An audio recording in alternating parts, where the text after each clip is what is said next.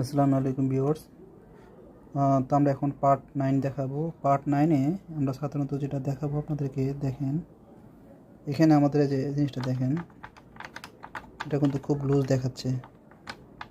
হ্যাঁ, তো এটা আমাদের এই বোর্ডটা খুলে, অর্থাৎ এই ফ্রেমটা খুলে আমাদেরকে ফাইন্ড আউট করতে হবে যে আসলে কেন এই জিনিসটা তো লুজ, এবং আমাদের এখানে কাজ করতে হবে আর কি। হ্যাঁ, দেখেন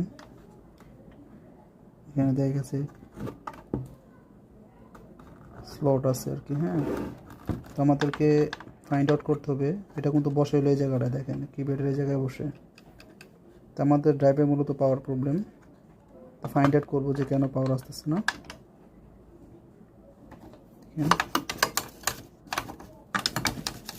সবগুলো করার পরে বুঝতে পারবো আসলে প্রবলেমটা কী আসছে।